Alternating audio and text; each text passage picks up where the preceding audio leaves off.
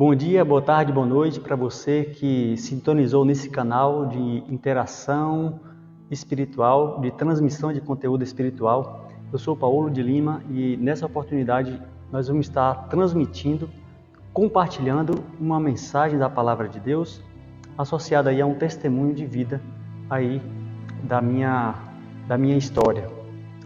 Eu sou Paulo de Lima e falo com você desde aqui da Igreja do Jardim Guanabara, a Igreja Adventista do Sétimo Dia, da região aqui geográfica de Vitória da Conquista, do bairro Jardim Guanabara.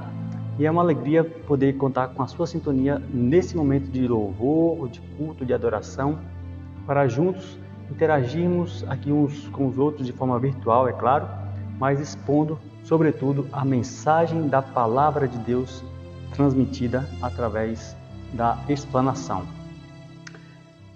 Bom, alguns sabem que eu sou profissional da área da saúde. Alguns também sabem que durante mais ou menos um ano eu acumulei ou exerci a minha função de profissional da área da saúde, porém em duas categorias. Durante o ano de 2020, praticamente todinho, eu exercia uma função na área da enfermagem, com CLT, carteira assinada, tudo direitinho. E nas horas vagas ali, no intervalo entre um plantão e outro, eu atuava como fisioterapeuta, que é a minha formação acadêmica atual. Bom, mas poucos sabem que em 2021, em diante, de janeiro de 2021, eu exerço exclusivamente a função profissional de fisioterapeuta. E por que eu estou dizendo tudo isso? Porque houve um evento que eu creio que vai impactar os irmãos quando eu começar a contar o testemunho, um evento durante o curso que me impactou tremendamente. E eu falei com Deus, Senhor, se não, que isso tudo vai passar. Quando tudo isso passar, eu quero ter a oportunidade dada por Ti de testemunhar, partilhar essa experiência espiritual com meus irmãos. E hoje chegou o dia. Então, se você quer ser impactado, se você que está me acompanhando nessa hora aí, nessa oportunidade, quer seja aí através do seu smartphone, quer seja através da sua Smart TV, não sei. Mas se você quer ser impactado com o testemunho da Palavra de Deus, eu quero que você me acompanhe no restante aqui da exposição desse vídeo. Tudo bem? Posso contar com a sua reverência, com a sua atenção, com a sua atenção. Então, se você deseja isso, então eu peço que você feche os seus olhos, se for possível, e abra o seu coração, porque vamos orar nesse momento. Querido Deus, maravilhoso Senhor, o Senhor está nos dando a oportunidade nessa hora de ministrar a palavra do Senhor. E essa palavra é viva e é eficaz para converter, para acalentar, para exortar. Nessa hora queremos, ó Deus, que o Senhor fale de forma tremenda aos nossos corações para a glória do Teu santo nome. Alcance essa pessoa que sintoniza comigo nesse canal e de alguma forma o Senhor possa abençoar ela também. Em nome de Jesus. Amém. Queridos, eu quero que você abra nessa oportunidade no livro de Hebreus. Vamos lá? Vamos começar a abrir aqui a palavra para expor as considerações. Livro de Hebreus, no capítulo 1. Eu vou abrir aqui também para a gente acompanhar na íntegra. Hebreus, capítulo 1, o versículo 1, você provavelmente vai me acompanhar aí no letreiro da tela. Olha só, Hebreus, capítulo 1, versículo 1, nos diz assim: havendo Deus antigamente falado muitas vezes e de muitas maneiras aos pais pelos profetas, a nós falou-nos nesses últimos dias pelo Filho. Olha só que texto tremendo é esse que o apóstolo traz aqui logo no início da sua epístola, da sua carta. Ele nos diz que Deus antigamente falava de muitas maneiras através dos profetas, mas naqueles últimos dias que ele considerava, nos últimos dias, nos falou pelo Filho. Esse texto, em especial, ele nos traz de forma aqui introdutória, né, para as nossas considerações, ele nos traz 3 ensinamentos básicos aqui que a gente pode já começar a aprender de Deus, da palavra, nesse momento de reflexão. Primeiro, Deus está dizendo através desse texto que ele valoriza a comunicação. Deus valoriza a comunicação porque ela tem a ver com relacionamento. E o que Deus mais quer é se relacionar com seus filhos, com as suas criaturas que o reconheça, né? Que o reconheça e que o aceite. Então Deus tem prazer no relacionamento e a comunicação, ela faz parte, ou ela está a comunicação, ela está inserida, ela faz parte desse contexto, desse processo de relacionamento. Bom, Deus valoriza a comunicação. Mas também ele conclui o pensamento do verso dizendo que Jesus, em outras palavras, Jesus é a revelação máxima da vontade de Deus. Porque foi através de Jesus que ele se revelou de forma plena, de forma máxima para nós, suas criaturas. E a gente pode se lembrar também de João, o evangelista, né? Quando ele diz assim que o Verbo se fez carne e habitou entre os homens, né? Então, Jesus é a revelação máxima da vontade de Deus para nós, todos aqueles que se tornam filhos de Deus. Bom, mas o que eu quero, na verdade, enfatizar para a condução aqui da nossa linha de pensamento, é essa expressão aí, ó, ainda no verso 1. Havendo Deus antigamente falado muitas vezes e de muitas maneiras, olha só, Deus se comunicou de muitas maneiras no passado. E eu quero citar aqui algumas dessas muitas maneiras, né? Por exemplo, a influência do Espírito Santo na mente, no coração do profeta para inspirar, para redigir, para transmitir a mensagem bíblica. Bom, a influência do Espírito Santo é uma dessas muitas maneiras que Deus se utiliza para se comunicar conosco, ainda hoje. Pense nisso, ainda hoje. Ou você não reconhece que quando você está para fazer algum negócio, tomar alguma decisão, dar algum passo na vida importante e vem aquela vozinha dizendo assim, ó, não vá por aí não, não faça isso não. Que voz é essa, senão a voz de Deus, através do Espírito Santo, a nos orientar, nos conduzir, nos falar para o nosso bem, para a nossa felicidade. Bom, mas também as circunstâncias. Sim, as circunstâncias é uma dessas muitas formas que Deus se utiliza para se comunicar conosco, para falar ao coração dos teus filhos. As circunstâncias. Quantas vezes a gente não vai na vida, né, fazendo algumas coisas e você, no final de tudo, você percebe, rapaz, Deus conduziu tudo. Deus cuidou de todos os detalhes. O que significa isso? A comunicação de Deus através das circunstâncias, né? Circunstâncias, conduzindo a sua vida e a minha vida através das circunstâncias, conforme a gente vai permitindo, a gente vai reconhecendo e a gente vai trilhando. Bom, uma outra forma de Deus se comunicar é através da natureza. Na verdade, esses são pontos gerais que eu estou enfatizando aqui, que é possível que muitos de vocês conhecem, mas eu quero chegar em um ponto específico. O ponto da natureza, não é? Existe até aquele Salmo 19, versículo 1, que o salmista diz assim,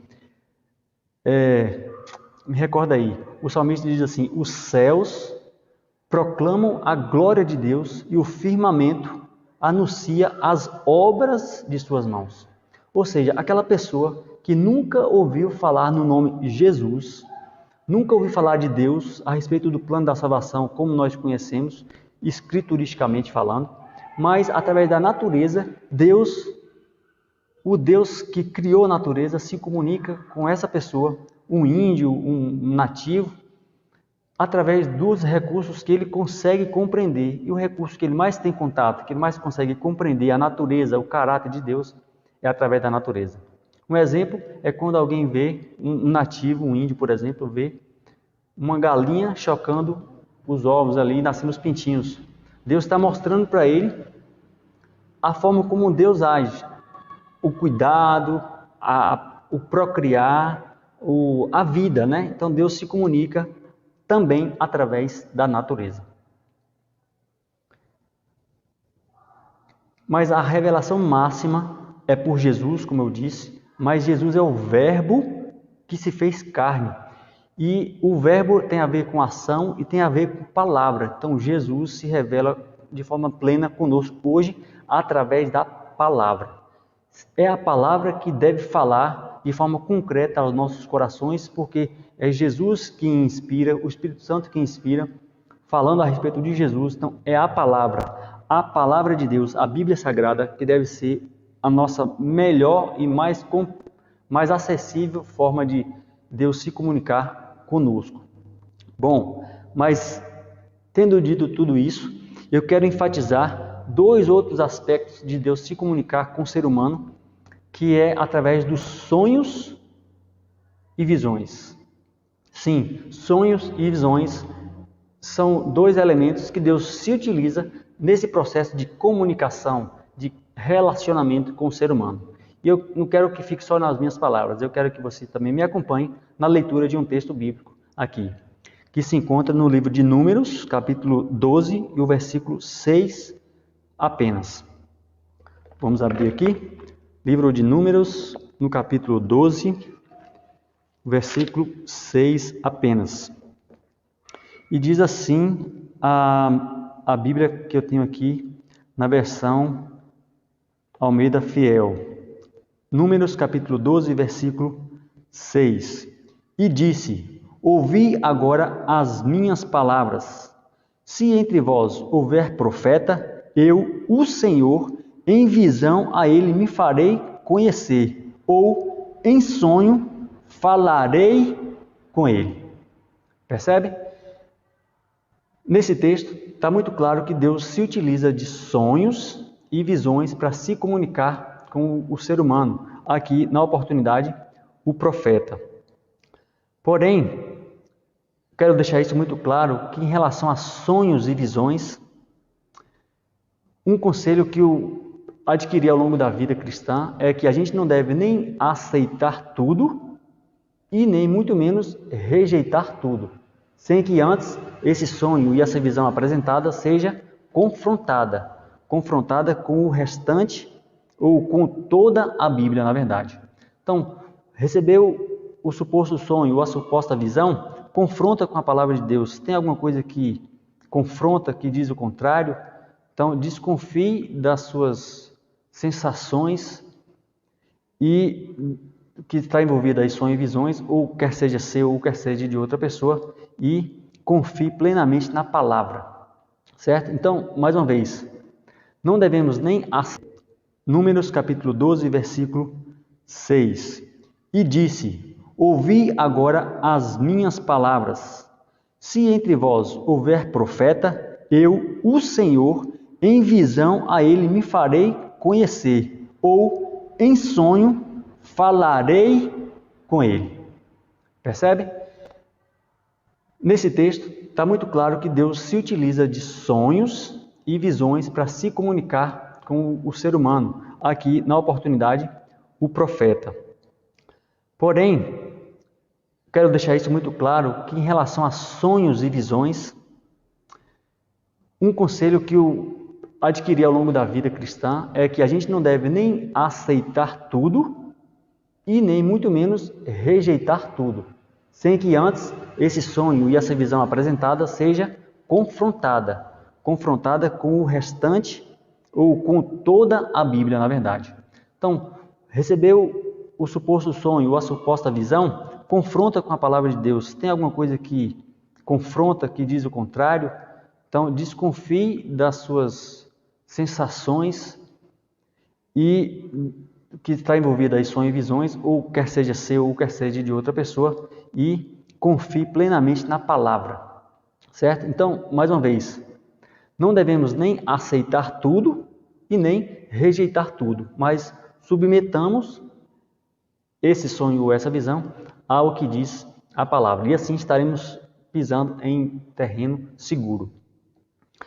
Bom, eu quero usar nesse momento como referência 4 sonhos expostos aqui na história de José. Sim, José no Egito, José de Canaã.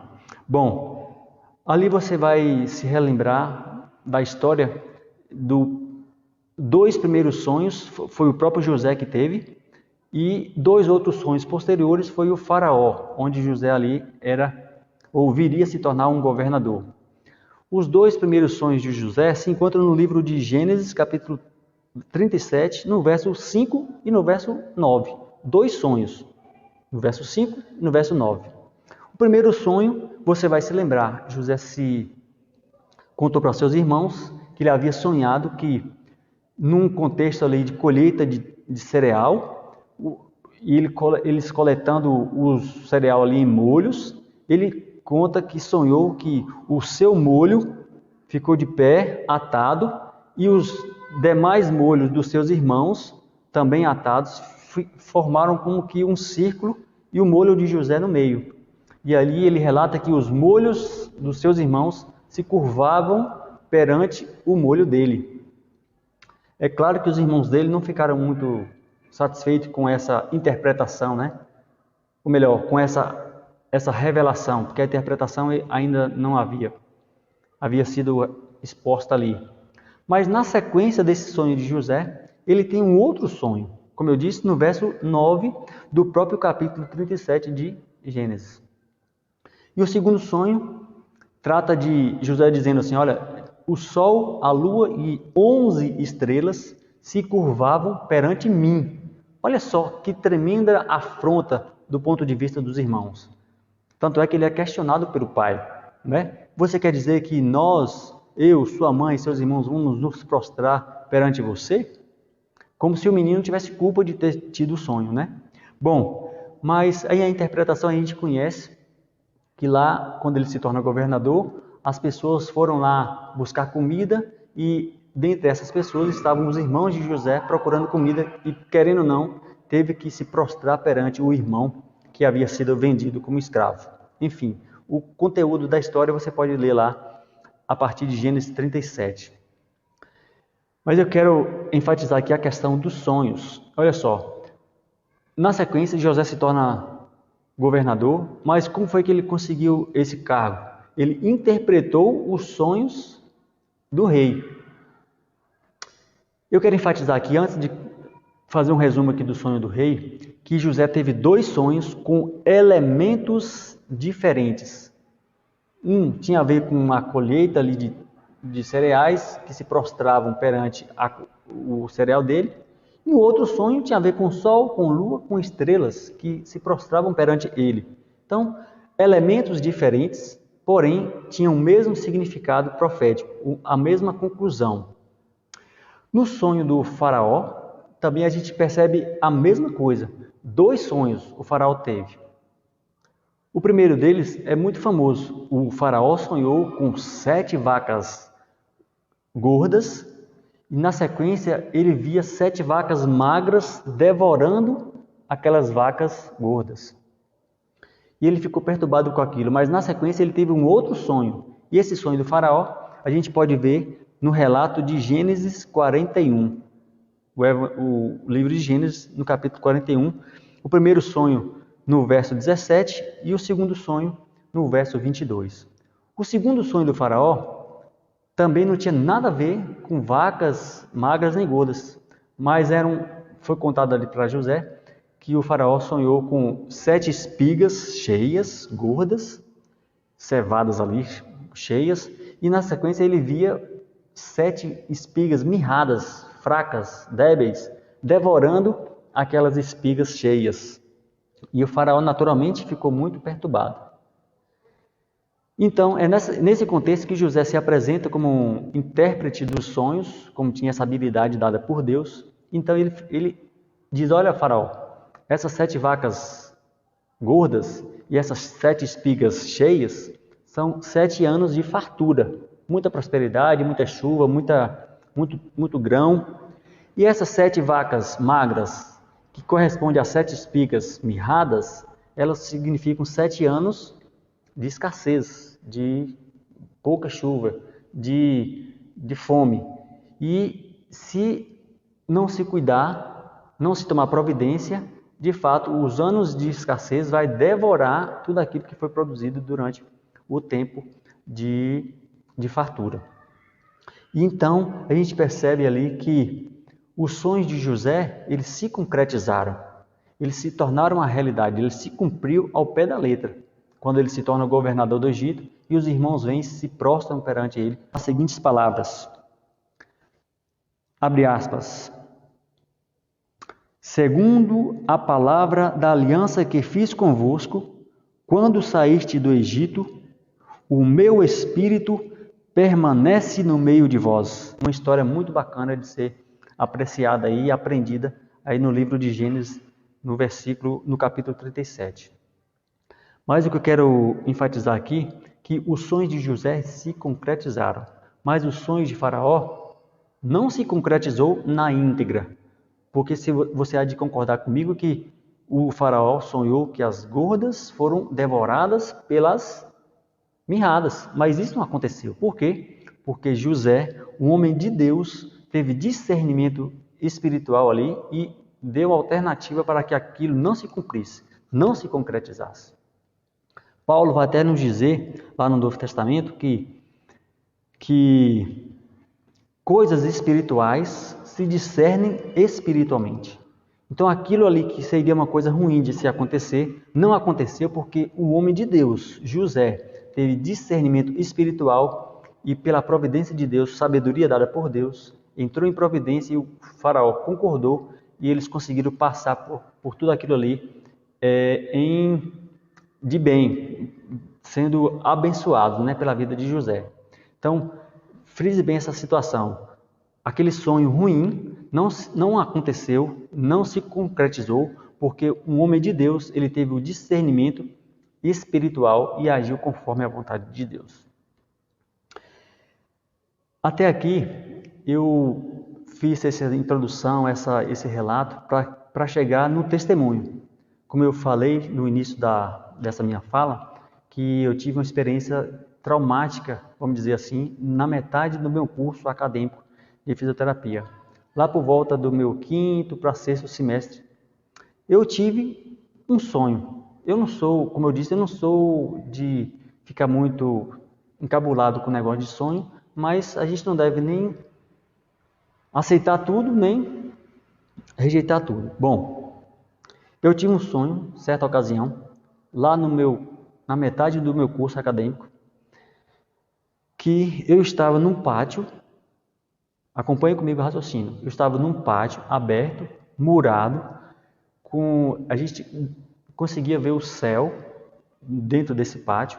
Apesar de ser um pátio murado, a gente não sentia com a sensação de restrição ao ponto de falar assim, está preso nesse pátio. Não, a gente tinha a sensação de liberdade, uma sensação agradável. E o detalhe é que todos nós que estávamos ali, eu não estava só, tinham várias pessoas ali, estávamos vestidos com vestes batismais, vestes manga comprida, do pescoço até o calcanhar, da cor azul bebê. E a gente estava naquela sensação, ninguém se comunicava com ninguém, porque nós estávamos totalmente concentrados na expectativa de que algo muito importante fosse acontecer a qualquer momento. A qualquer momento iria acontecer algo muito agradável, muito esperado, e a gente estava naquela sintonia ali, aguardando esse acontecimento. De repente, bem de repente, uma nuvem baixa ali naquele ambiente e a gente começa a ter uma sensação agradável. Aquela nuvem não nos trazia temor, mas a sensação agradável de que aquilo que a gente tanto esperava, aquela expectativa agradável, ela se concretizaria ali ou pelo menos começaria a acontecer naquele momento que aquela nuvem densa, porém clara, com aroma agradável, ela chegou. E tão de repente como ela veio, essa nuvem também subia. No que essa nuvem subia, ela levava alguns. E dentre esses alguns, eu estava também subindo. Vocês estão conseguindo imaginar a cena? Acompanhem comigo, com carinho. Quando a nuvem nos erguia a certa altura, naturalmente se levava alguns, ficaram alguns. Então, naquele momento de alegria, que aquela expectativa gostosa estava acontecendo, subindo, quando eu olhei para baixo, eu naturalmente vi alguns dos que ficavam angustiados por ter ficado, mas só que nesse momento eu olhei para mim. E aí, já não mais, mesmo subindo, eu não estava com as minhas vestes batismais, vestes de pureza ali, na minha concepção. Eu estava com a minha roupa normal, camisa gola polo, calça jeans. E nessa situação eu comecei a palpar aqui o meu bolso, como quem procura alguma coisa. E aí eu comecei a conversar. Eu falei assim, eu não posso subir sem minha caneta, porque eu não estou achando minha caneta. Eu tinha a impressão de que a minha caneta estava aqui no meu bolso e eu não estou conseguindo achar a minha caneta. E eu não posso subir sem a minha caneta. Eu ainda dizia no sonho, né? Eu não posso subir sem minha caneta porque eu preciso registrar tudo isso aqui. Eu não posso subir sem registrar. É um evento muito glorioso para que não haja registro. Eu preciso registrar tudo isso e eu quero a minha caneta. Eu não posso subir sem a minha caneta. Então, a nuvem, ou quem comandava a nuvem, de forma muito educada, né, respeitando a minha decisão, então abaixou-se ali aquela nuvem só comigo, porque só eu, na ocasião, desejei descer, e aí a nuvem me deixou onde me pegou ali, onde eu parei, onde eu estava, e aí eu comecei a procurar minha caneta. E aí aquele resto de pessoas que havia ficado, que até então estava sereno, harmonioso, tranquilo, agora já não estava mais tranquilo, estava ríspido. Quando eu perguntei por minha caneta, me falaram, olha, não vai procurar sua caneta em outro lugar, ninguém sabe de caneta aqui nenhuma, bem ríspido. E eu fiquei triste com aquela situação, porque até então a gente estava indo de forma harmoniosa. E aí eu cheguei à triste conclusão de que olhei para o céu e disse, olha, nem eu subi e nem eu achei minha caneta. Fiquei no puro. Então eu acordei. Vocês podem imaginar a sensação que eu tive aí naquela ocasião e tentar procurar interpretar o que significava aquele sonho, né? Mas aí a vida seguiu, fui para o colégio, como naturalmente eu fazia, pela manhã, e pensando, meditando o que poderia ser aquela caneta, se aquele sonho tinha alguma relevância espiritual. Mas o fato é que na noite seguinte eu tive um outro sonho. E dessa vez não tinha nada a ver com caneta, com nuvem, com nada, mas que também é relevante e pode ser associado ao mesmo contexto, à mesma conclusão. Porque nesse outro sonho, nesse segundo sonho, eu sonhava que eu sonhei que eu estava em um lugar fechado, uma espécie de túnel, um túnel onde tinha 3 pontas, como uma espécie de T. Não uma encruzilhada, mas um T. Estão conseguindo me compreender? Então, naquele ambiente, a gente também tinha, nós os que estávamos ali, também tínhamos uma sensação de que algo estava para acontecer a qualquer momento. Só que diferente do outro sonho, essa sensação era desagradável. A gente sabia que algo grande ia acontecer, mas era algo desagradável. Todos nós que estávamos ali tinham essa consciência. Cabisbaixo, cada um na sua, ninguém interagia com ninguém.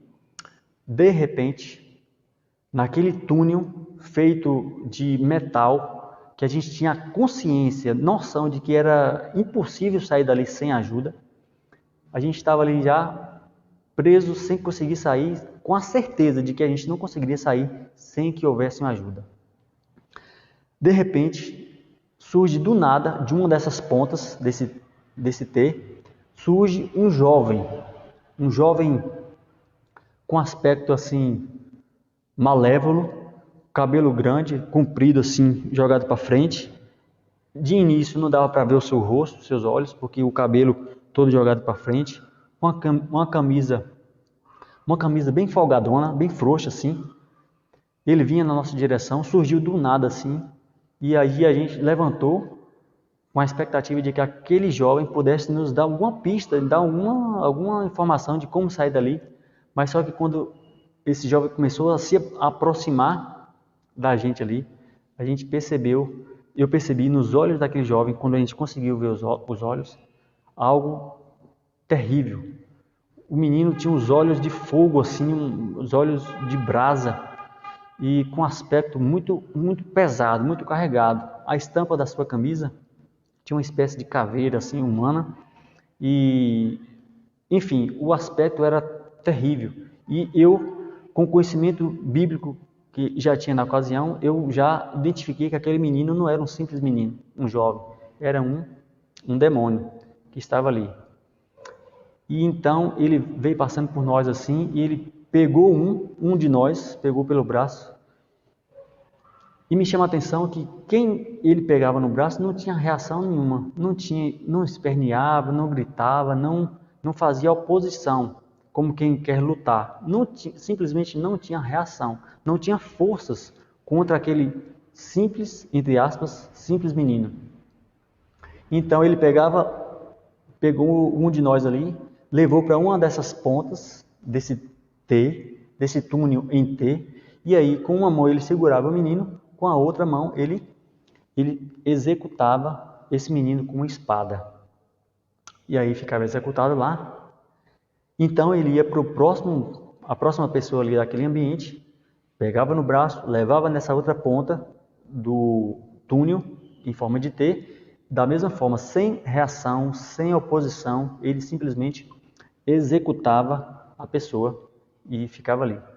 E então, naturalmente, eu pensei, olha, vai chegar uma hora que vai chegar a minha vez. E eu comecei a ficar desesperado. Porém, não conseguia correr nem fugir, porque era impossível. Por fim, quando aquele jovem pegou no meu braço e me levou para esse lugar de execução, ele olhou nos meus olhos e falou assim: você sabia como se livrar dessa situação.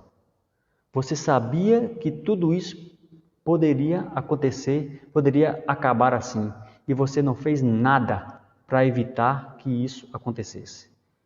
Então, você hoje está aqui, consciente de que poderia acontecer, e você não fez nada para evitar estar aqui.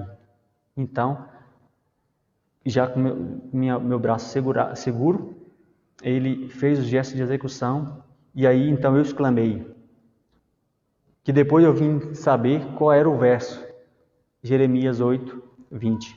E aí, antes de ser executado, eu exclamei, né? Findou-se a cega, terminou o verão e nós não fomos salvos. Então, antes da execução, eu acordei. Vocês que estão me ouvindo aqui, vocês podem imaginar a minha agonia, né? Minha angústia ao acordar daquele segundo sonho.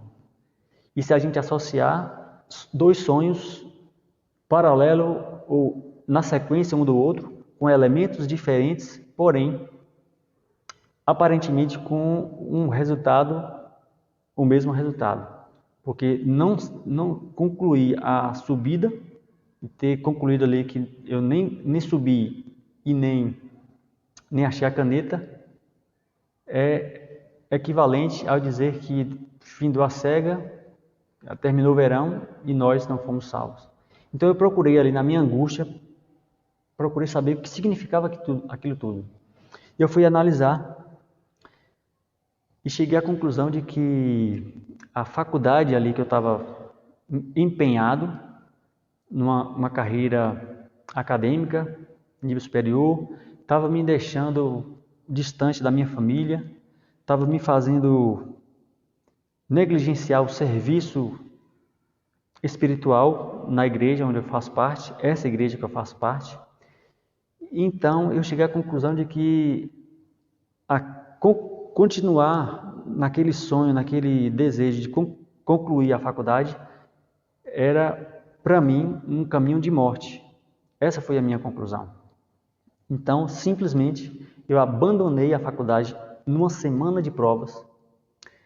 E se você, porventura, universitário, você sabe, ou já foi, você sabe o que significa uma semana de prova. Uma semana tensa, uma semana de expectativa, de concentração. E eu, na semana de prova, eu simplesmente abandonei a faculdade. Não dei justificativa, não falei porquê, simplesmente eu não compareci, não atendi telefone, não respondi mensagens, simplesmente abandonei a faculdade porque eu interpretei de que a faculdade era aquilo que estava me impedindo de continuar a minha jornada para o céu e de receber a chuva serôdia, que era a representação da nuvem ali, e consequentemente de ir para onde Deus queria me levar, e eu escolhi, embaraçado ali na situação da caneta, eu acabei ficando. Então, eu pensei, se é isso que vai me tirar do céu, então eu abro mão disso e eu vou seguir a minha vida da forma como Deus permite e vou tocar para frente. E ali foram dias muito tensos para mim. Os meus pais, quando ficaram sabendo que eu havia desistido da faculdade naquela semana, ficaram muito tristes, me mandaram mensagem perguntando por quê, e eu sem condições de falar exatamente. Enfim, foi um momento muito tenso ali na minha vida. Eu conhecia a história de Saul. Saul, o Espírito de Deus, havia abandonado Saul porque ele começou a fazer coisas que Deus não agradava, confrontar a vontade de Deus. Então, a Bíblia relata lá que o Espírito de Deus se apartou de Saul e ele continuou vivo, perdido, sem salvação, mas sem essa consciência. E eu fiquei pensando, meu Deus, será que o Senhor se retirou de mim nesse período?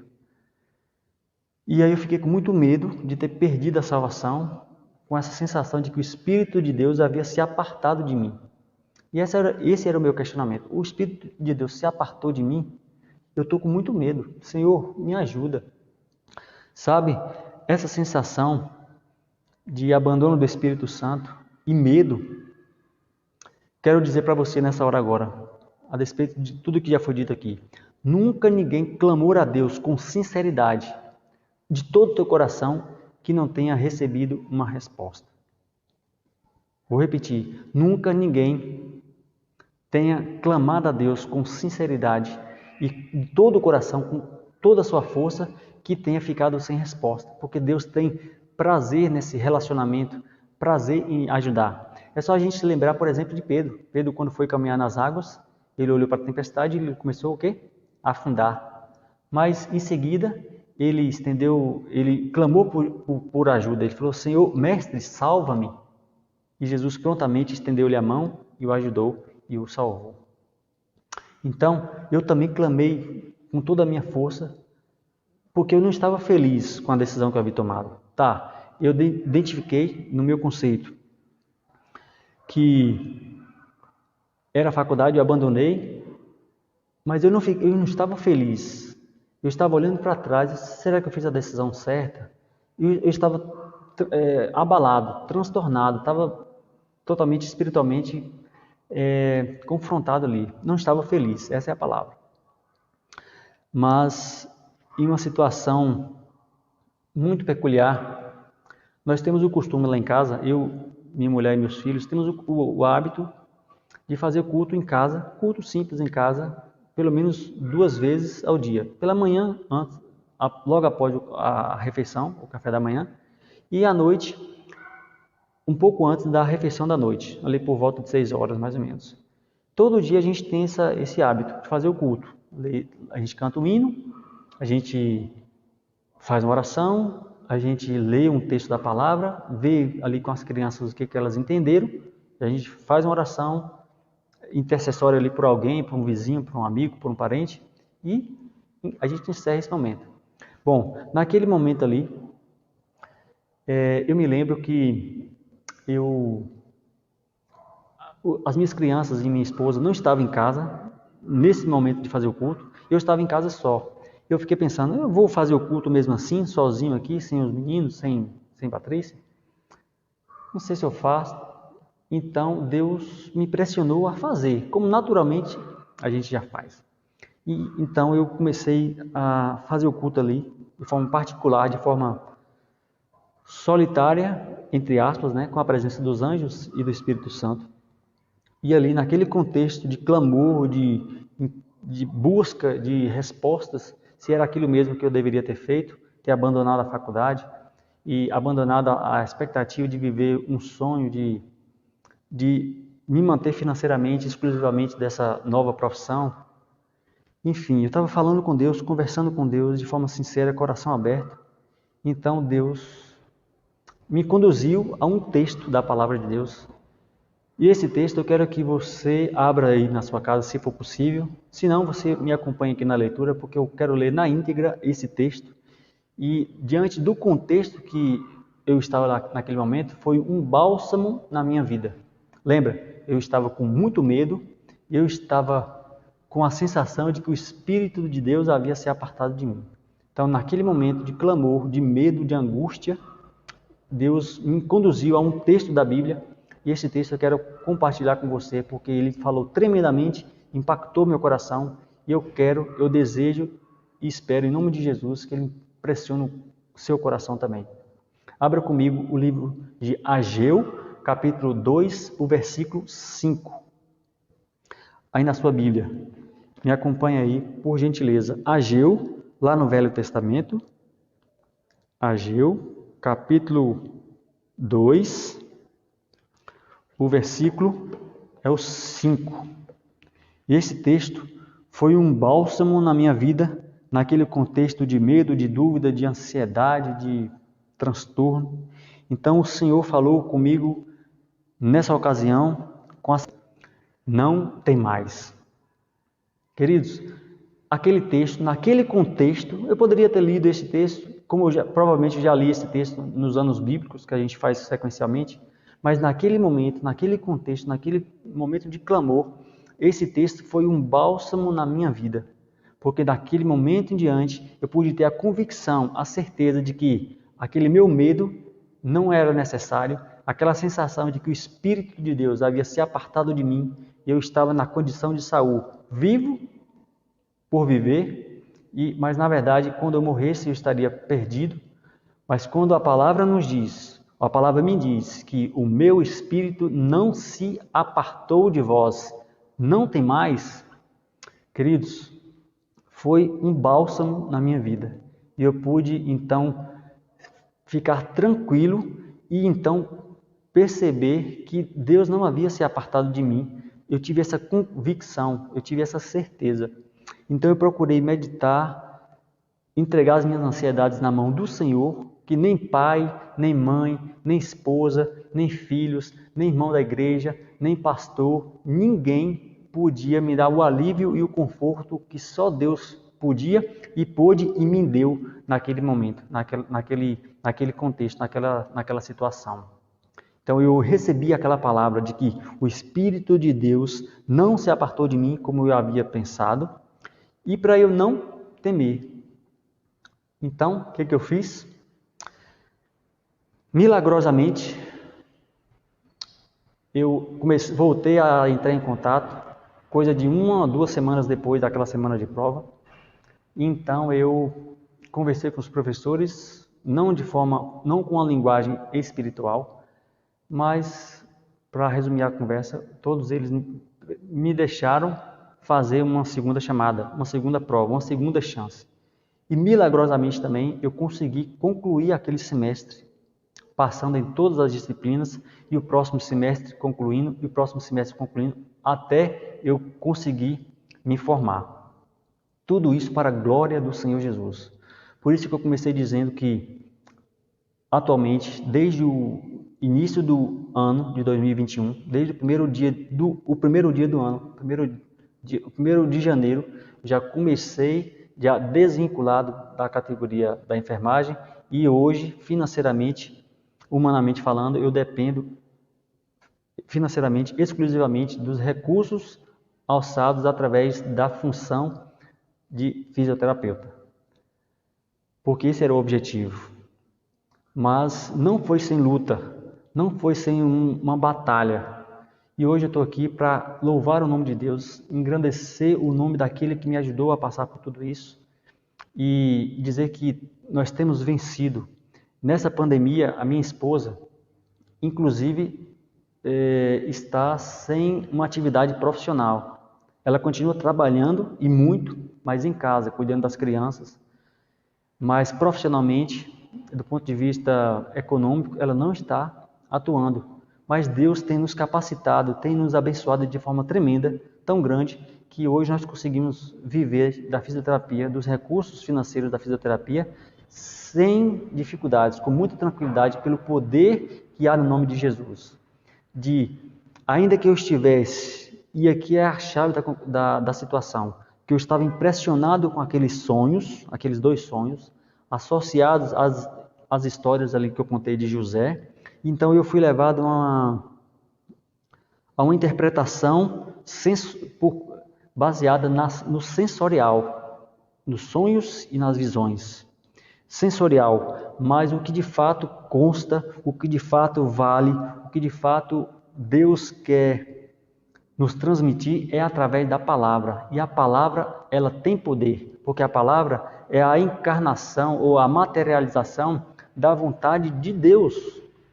Percebe? Quando o apóstolo diz que Jesus se fez carne, o verbo se fez carne e habitou entre nós, Jesus é a palavra aqui, é o verbo que está à nossa disposição, e por isso a gente não pode deixar que as sensações ou as situações sensoriais esteja acima da revelação da palavra.